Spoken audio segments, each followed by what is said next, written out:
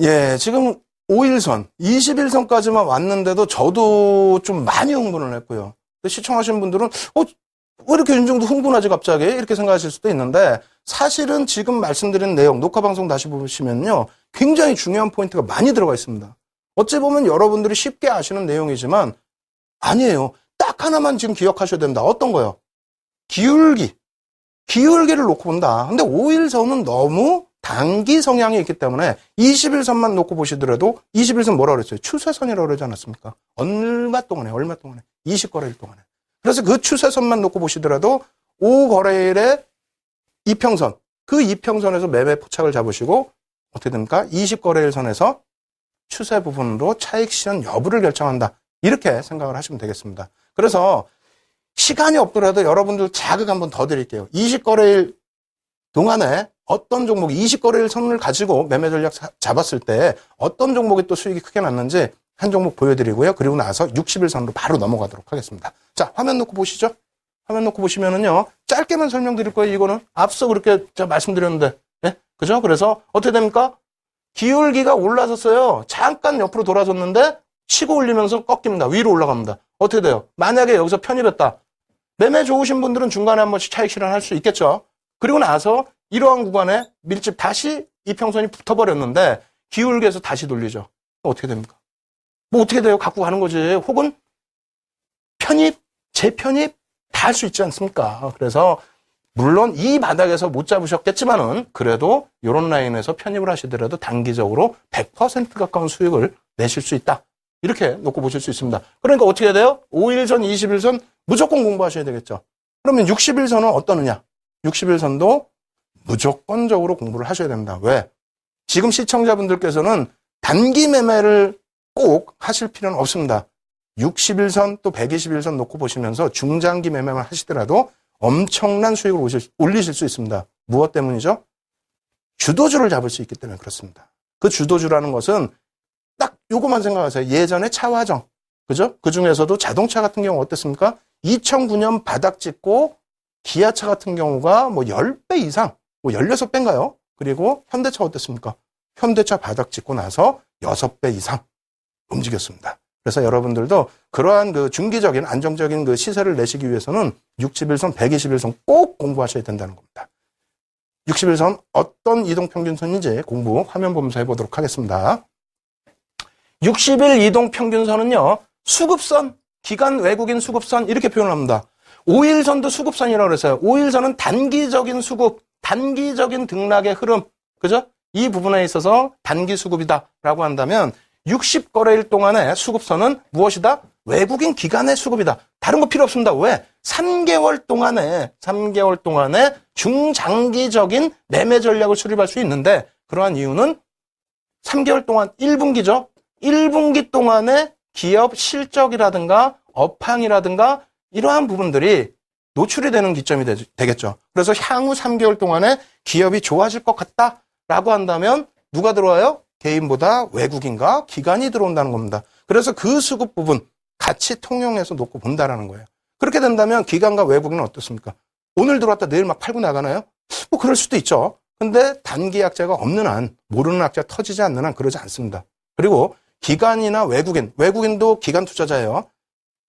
큰 자산을 운영할 때 아무렇게나 종목을 들어가지 않죠. 우량한 종목 제대로 분석해서 들어갑니다. 그렇기 때문에 한 번 들어온 수급은 60일선 기준에서 최소 3개월 이상은 연동이 된다, 이어진다라고 설명을 드리는 겁니다. 아시겠죠?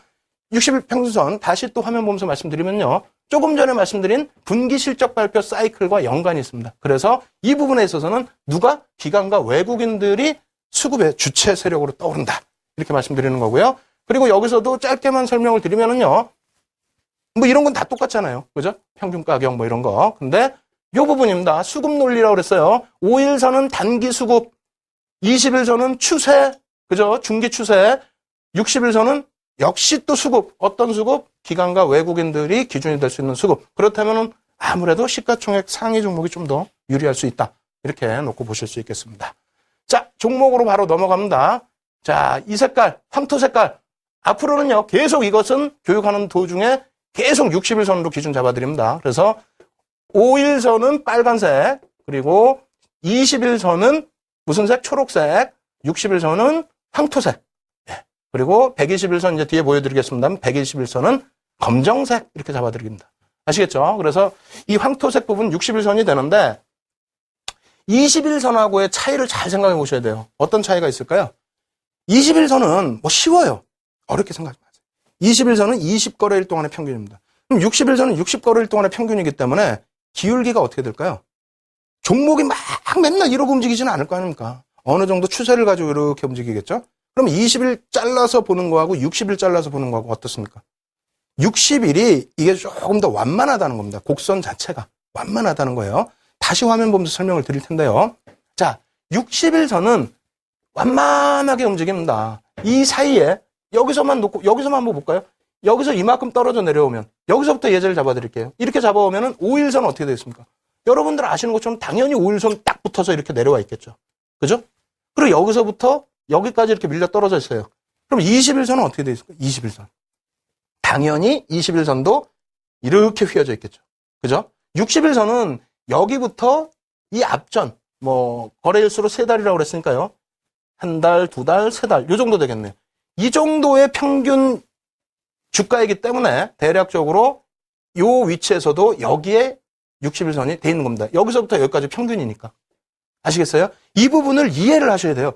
우리가 캔들 공부하면서 꼬리 부분에 대한 이해, 몸통에 대한 이해, 이런 부분 많이 이해를 무조건 해야 된다고 그랬잖아요. 그럼 20일선, 60일선, 또 120일선, 5일선이 왜 언제부터 기울어지는지, 저게 왜 주가는 이렇게 폭락을 했는데 저 위에 있을지, 이런 거를 생각을 하셔야 된다는 얘기입니다. 아시겠죠? 그래서 지금 시간이 너무너무 없어요. 너무너무 없는데, 여기서만 말씀을 드리면, 가장 중요한 부분은요, 60일선에 대해서 주가가 이렇게 형성이 돼 있을 때 미련을 버리셔야 된다는 겁니다. 일단 결론만 말씀드릴게요. 미련을 버리셔야 된다는 겁니다. 왜 미련을 버리셔야 되냐면 60일선에 대해서 돌파하지 못하는 흐름이 나온다는 거는 앞서 말씀드린 대로 수급 안 좋다. 수급이 왜 안 좋냐? 분기에 대한 실적이나 분기 모멘텀이 다 반영돼 있는데 그것이 향후 3개월 동안에 개선될 여력이 없기 때문에 어떻게 된다? 60일선 밑에서 주가가 흐르고 있다는 겁니다. 그 미련을 못 버리시면은요, 결과적으로 하면 딱 한 번만 더 볼게요. 급해 죽겠는데, 그죠? 답답합니다. 이거 또 내일 또 해야 되는데, 그러면 이렇게 급격하게 이탈이 될 가능성이 있다는 거예요. 왜? 우리가 항상 얘기하잖아요. 갈 자리에서 못 가면 주가 급락합니다. 반등이 나와서 60일선 뚫어주고, 야, 앞으로 3개월 동안 주가 좋아질 거야. 이렇게 돼야 되는데, 수급이 안 쫓아오니까, 조금 전에 그냥 보신 것처럼 주가는 어떻게 됩니까? 확 그냥 밀려 떨어져 버립니다. 그러면 이 부분에 대한 전략 어떻게 잡아야 되느냐? 오늘은 지금 시간이 없어요.